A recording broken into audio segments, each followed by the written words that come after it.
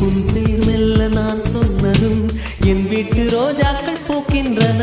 ஒரு நாள் உனை காணாவிடில் எங்கே உன் அன்பென்று கேட்கின்றன. நீ வந்து